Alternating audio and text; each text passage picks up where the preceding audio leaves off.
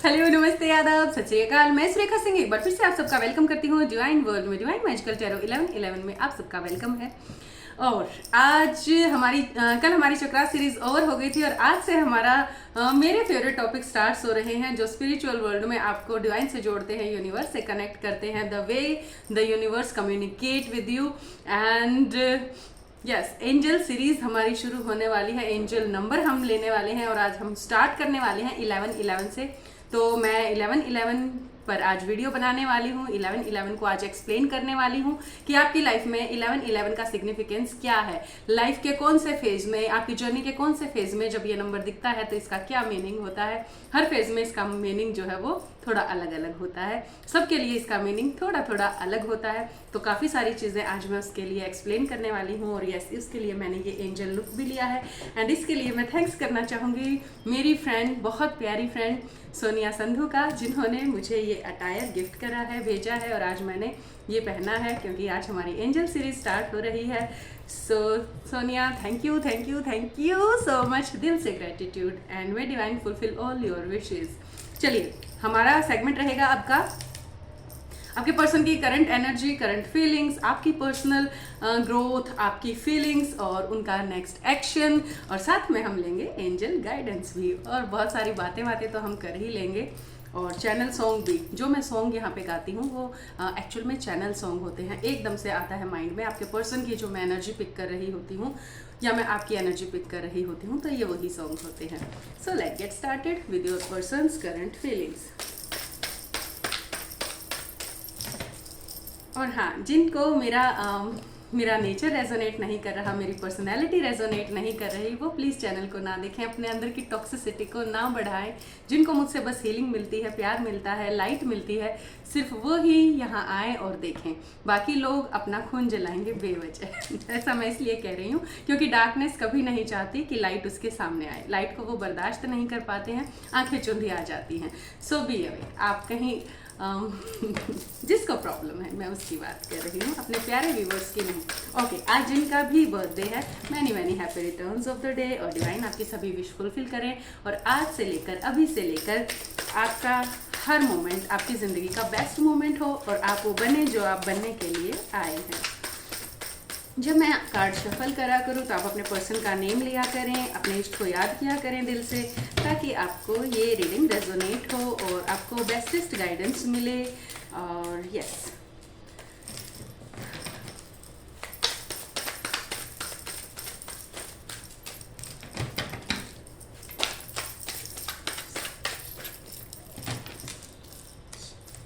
काफ़ी सारी चीज़ें, काफ़ी सारे सवाल आज मैं लेने वाली हूँ जो आप लोगों में से भी बहुत लोगों के हैं और कुछ नए व्यूअर्स जो डेली जुड़ते हैं उन सबका पहले तो दिल से वेलकम है। मेरे पुराने व्यूअर्स का बहुत डबल दिल से वेलकम है and yes 3 types of energy I am getting here. सबसे पहले मैं उनकी एनर्जी की बात कर लेती हूँ जो पर्सन अभी थोड़ा सा बैलेंस हुए हैं अपनी जर्नी में, जिन्हें थोड़ा सा टाइम हो गया है और वो अब आगे निकले हैं थोड़ा सा और उनको थोड़ी थोड़ी चीज़ें समझ आने लगी हैं। वो थोड़ा सा ज़रा सा अभी बैलेंस होना स्टार्ट हुए हैं, बट अभी भी बहुत ज़्यादा एंजाइटी, बहुत ज़्यादा बेचैनी है। चलिए बता देते हैं। कुछ लोगों को तो इसलिए परेशानी हो रही है, इसलिए प्रॉब्लम हो रही है कि उनको पता चला कि उनके पर्सन ने उनको चीट किया है, या इसलिए हो रही है कि वो ऐसा सोच रहे हैं कि उनका पर्सन उनको चीट कर रहा है और कोई भी क्लैरिटी उनको नहीं मिल रही है। सो अगर आपको कोई क्लैरिटी नहीं मिल रही है, सबसे पहले तो आप उस सिचुएशन में स्टक ना रहें, आप गाइडेंस लें जो कि बहुत ज़्यादा अफोर्डेबल है। आप जैसे ही गाइडेंस लेते हैं आपकी एक छलांग लग जाती है, आपको क्लैरिटी मिल जाती है और आप नेक्स्ट लेवल पे पहुंच जाते हैं। साथ ही हमारा चक्रा बैलेंसिंग का भी सेशन स्टार्ट होने जा रहा है फ्राइडे से, आप उसके लिए चाहें तो बुक कर सकते हैं। दूसरा सेशन भी ऑलमोस्ट डन होने ही वाला है, आई थिंक 2 या 3 सीट्स उसमें बची हैं, तो आप अगर चाहें तो उसमें इनरोल कर सकते हैं। ये 7 डे का सेशन होगा जिसमें हाफ एन आवर की क्लास होगी और आपको उसमें सिर्फ 11 रुपीज़ में आप उसको रजिस्टर कर सकते हैं। That is very nominal. Yes, तो कुछ लोगों के पर्सन रियल में उनको चीट कर रहे हैं, कुछ को सिर्फ लगता है, कुछ को सिर्फ डाउट है कि क्या उनके पर्सन की लाइफ में कोई और आ गया है जिसकी वजह से वो उनको इग्नोर करते हैं। बट ऐसा होता भी है, 90% केसेज में थर्ड पार्टी भी आ जाती है। बट कुछ केसेज में क्या होता है, आपके जो पर्सन होते हैं वो अपनी फैमिली की वजह से या अपने काम की वजह से, जॉब या बिजनेस की वजह से भी आपको इग्नोर कर रहे होते हैं, आपको कमिटमेंट नहीं दे रहे होते हैं। तो आप अदरवाइज ना सोचें। बाकी जिनको पता चल चुका है कि उनके पर्सन चीट कर रहे हैं उनको, so better to be aware. आपको लगता है कि आपकी सिचुएशन में बिल्कुल भी जस्टिस नहीं हुआ है और आप जस्टिस चाहते हैं, आप जस्टिस मांग रहे हैं, आप जजमेंट की डिमांड कर रहे हैं कि बस अब इससे बुरा और क्या ही होगा, मुझे जजमेंट चाहिए। ये उन लोगों की एनर्जी है। जजमेंट की जो एनर्जी है वो आपकी एनर्जी है और आपके पर्सन भी मीन्स कहीं ना कहीं आपसे दूर होके उनको भी ये लग रहा है कि उन्होंने अपने लिए अच्छा किया है, क्योंकि अब इस रिलेशनशिप में टॉक्सिसिटी हो गई थी या लड़ाई झगड़ा बढ़ गया था या जो भी हो गया था, जिसकी वजह से अब उन्होंने अपने आप को अलग कर लिया है इस रिलेशनशिप से। तो जो थोड़े से अभी बैलेंस हुए हैं उनके पर्सन या तो उनको चीट कर रहे थे या चीट कर रहे हैं, या आपको ऐसा लगता है कि वो आपको चीट कर रहे हैं। तो इनके जो पर्सन है अभी हार्डवर्क कर रहे हैं, कहीं दूसरी तरफ अपनी एनर्जी लगाई हुई है, क्योंकि आप अभी उनको बहुत सारी एनर्जी दे रहे हैं तो वो उस एनर्जी को कहीं और लगा रहे हैं, क्योंकि जब आप उनको एनर्जी देना बंद करोगे तब वो आपकी तरफ मुड़ेंगे। जब तक आप उनको एनर्जी देते रहोगे वो दूसरे कामों में लगे रहेंगे, अपना दूसरा कुछ भी काम करते रहेंगे, वहाँ फ्लोरिश करते रहेंगे दूसरी चीज़ों को, फालतू की चीज़ों को। जो लोग अभी भी अपने पर्सन के कॉल मैसेज का वेट कर रहे हैं कि मेरा पर्सन का कॉल मैसेज आए, जब भी मैसेज की टक से आवाज़ आती है या जो भी आपने रिंगटोन लगाई है वो वाली आवाज़ आती है, और कोई भी बेल बजती है, फ़ोन की घंटी जब बजती है, फ़ोन की रिंगटोन जब बजती है, फ़ोन आता है किसी का, तो आपको ये लगता है कि कहीं मेरे पर्सन का फ़ोन तो नहीं है। तो ये उनकी एनर्जी है। उनके पर्सन बिल्कुल भी सुन नहीं रहे हैं और वो बिल्कुल भी सुनने के मूड में नहीं है, और वो अभी अपना दूसरी तरफ अपना ध्यान लगाएंगे। वो आपकी बात को नहीं सुनेंगे। दूसरी तरफ ध्यान क्यों लगाएंगे? क्योंकि डिवाइन ऐसा चाहते हैं, क्योंकि ये आपके इश्यूज के हील होने के लिए होता है। अगर वो आपको मिल जाए और सारा कुछ हैप्पी फैमिली सब कुछ ऐसा हो जाए तो फिर 3D पर्सन और आप में फ़र्क क्या रह जाएगा? फिर आपका इस जर्नी में होने का क्या फ़ायदा हुआ, जब आप अपनी ग्रोथ नहीं कर पाएंगे, जब आप अपनी स्पिरिचुअलिटी से जुड़ नहीं पाएंगे, जब आप डिवाइन से जुड़ नहीं पाएंगे, जब आप अपने सोल पर्पस से जुड़ नहीं पाएंगे। इसलिए डिवाइन ये सिचुएशन आपकी लाइफ में लाते हैं। तो जो ये सेपरेशन पीरियड होता है, एक्चुअल में ये आपका इन्वेस्टमेंट पीरियड होता है। आप इसमें इन्वेस्ट करिए। आपने अपनी पूरी जिंदगी तो इन्वेस्ट करी ही है, अब आपको अपने एफर्ट्स को, अपने सरेंडर को यहाँ पे डिवाइन को सरेंडर करना होता है और एक्सेप्टेंस मोड में आना होता है। सो ये आपको करना होता है। तो उन लोगों के पर्सन जो बिल्कुल भी बैलेंस नहीं है, अभी जर्नी में न्यू है, उनके पर्सन कहीं और ध्यान लगा रहे हैं, आपकी तरफ उनका ध्यान नहीं है। अब मैं बात करती हूँ उन लोगों की जिनके पर्सन जो अब बैलेंस में आ चुके हैं, जिनको अब ज़्यादा फर्क नहीं पड़ रहा है पर्सन से, जो खुद अपने आप को डिवाइन से मिलाने में लग गए हैं, जिनको अब मज़ा आने लगा है इस जर्नी में, जो खुद को अच्छा फील करना शुरू कर चुके हैं, जिनको अब लगता है कि कुछ हो जाए, हम एक नई न्यू बिगनिंग करेंगे और यहीं से करेंगे, और ऑलरेडी कर चुके हैं वो एक न्यू बिगनिंग। उन्हें डिवाइन ने साइन देना शुरू किया है और उनको मज़ा आ रहा है डिवाइन के साथ। हाँ, कहीं कहीं बीच बीच में उनको अपने पर्सन का रहता भी है, बट वो निश्चिंत है। उनको पता है कि डिवाइन उनका पर्सन उनको दे ही देंगे लाके। तो वो मेरी बात आज ध्यान से सुने। आपकी बहुत जल्दी शादी होने वाली है अपने पर्सन के साथ। अच्छा, जब मैं कहती हूँ कि आपकी शादी होने वाली है तो बहुत लोगों की सिचुएशन ऐसी होती है कि मैम हमारी तो शादी हो ही नहीं सकती, वो मैरिड, मैं मैरिड, बच्चे, ये वो। मैं हमेशा 3D मैरिज की ही बात नहीं करती, मैं 5D मैरिज की भी बात करती हूँ, आपके रीयूनियन की बात करती हूँ। जिन लोगों की सिचुएशन है शादी होने की, उनकी शादी भी होगी, और जिनकी सिचुएशन अलाउ नहीं कर रही है उनका 5D रीयूनियन होगा। शादी 3D की चीज़ होती है। शादी एक बंधन है जिसमें आप बंध जाते हो और फिर उससे निकलना बहुत मुश्किल हो जाता है। तो मैं 5D मैरिज की बात करती हूँ, जो बाद में 3D में मैनिफेस्ट होती है किसी ना किसी रूप में। देखिए, डिवाइन आपको ऐसे उठा के ऐसे रखते हैं, आपके बस की बात नहीं होती। आपके लिए वो बहुत बड़ी चीज़ें होती है, बट डिवाइन के लिए वो बहुत छोटी चीज़ें होती हैं। और अगर डिवाइन को करना है तो वो करेंगे। मैं आपकी शादी देख पा रही हूँ आपके ट्विन से बहुत जल्दी। आपका जो वेट है वो बहुत ज़्यादा ओवर होने वाला है, क्योंकि आपके पर्सन अब सही टाइम का वेट कर रहे हैं कि जैसे ही सही वक्त आएगा वो आपको जाकर ये चीज़ें बोल देंगे, वो आपको कमिटमेंट दे देंगे। वो बहुत ज़्यादा हार्ड वर्क कर रहे हैं अपनी सिचुएशन में इस सबसे बाहर निकलने के लिए, और यस, वो आपको जस्टिस देना चाहते हैं। डिवाइन आपको जस्टिस देना चाहते हैं। आपकी सिचुएशन में अब जस्टिस होने वाला है। सो बी रेडी फॉर दैट। अब हम देखेंगे कि आपके पर्सन का नेक्स्ट एक्शन क्या होने वाला है आपके टुवर्ड्स। अपने पर्सन का नाम लिया कीजिए और आई स्ट्रांगली क्लेम ये लिखा कीजिए। इस रीडिंग को स्ट्रांगली क्लेम करा कीजिए।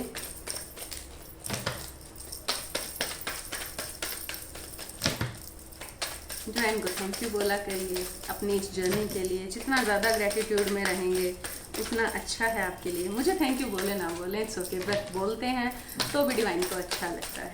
मेरे अंदर के डिवाइन को अच्छा लगता है। आपके पर्सन एक्शन कब तक लेंगे?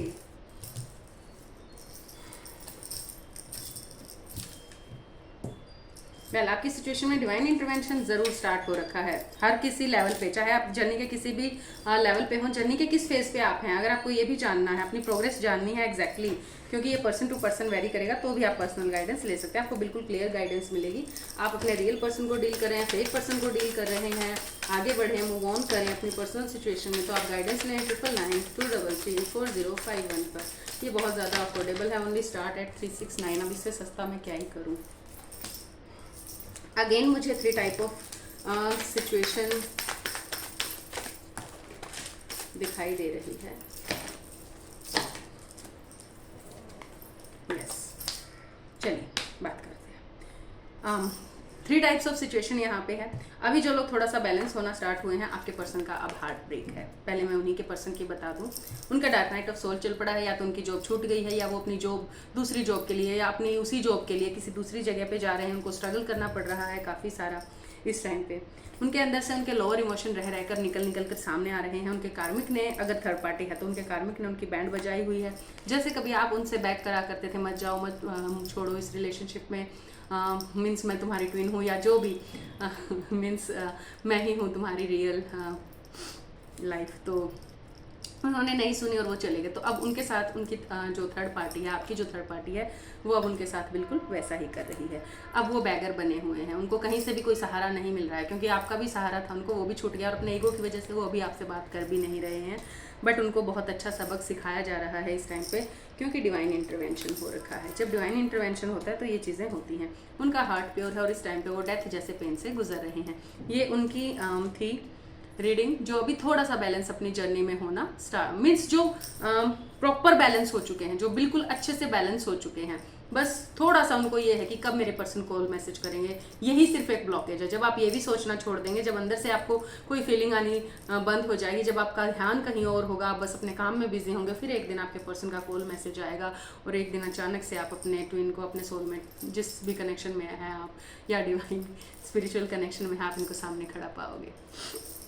चलिए अब मैं उनकी बात करती हूँ, जो बिल्कुल ये उनके पर्सन थे जो बहुत जल्दी अब एक्शन लेने वाले हैं, और बहुत जल्दी आपको रीयूनियन के लिए, जो बिल्कुल बैलेंस हो चुके हैं अपने, उनको फर्क नहीं पड़ रहा पर्सन आए ना आए, उनके पर्सन 100% कमिटमेंट लेकर आपके पास आ रहे हैं, क्योंकि उधर आपके पर्सन को भी आपके इस कनेक्शन के बारे में पता चल चुका है। वो इस कनेक्शन को रिकॉग्नाइज कर चुके हैं, वो समझ चुके हैं कि हाँ ये मेरा ट्रू कनेक्शन है। वो सेल्फ लव में आ रहे हैं। जैसे ही आपके पर्सन सेल्फ लव में आते हैं, वो आपको ही चूज करते हैं। उनको पता चल जाता है कि आप ही उनका चांद हो, और आप उनको कंप्लीट करते हो, और उनके बिना, मीन्स आपके बिना वो कुछ भी नहीं है। तो उनको पता चल जाता है कि उनके बिना मैं कुछ नहीं हूँ, और वो फिर डिवाइन पे छोड़ देते हैं सारा कुछ। और जब वो डिवाइन पे छोड़ते हैं, यहीं से डिवाइन इंटरवेंशन स्टार्ट होता है। डिवाइन इंटरवेंशन तो हर पल हुआ ही होता है, बट फिर डिवाइन जो है, जैसे ही वो अपनी जर्नी का चार्ज डिवाइन को देते हैं, कि भगवान भरोसे छोड़ देते हैं चीज़ों को, कि उनको लगता है उनके मीन्स हाथ में अब कुछ भी नहीं है, चीज़ें बहुत बिगड़ रही हैं या बिगड़ चुकी हैं ऑलरेडी, तो अब मुझसे क्या सुधरेगा, मैं क्या ही करूँ।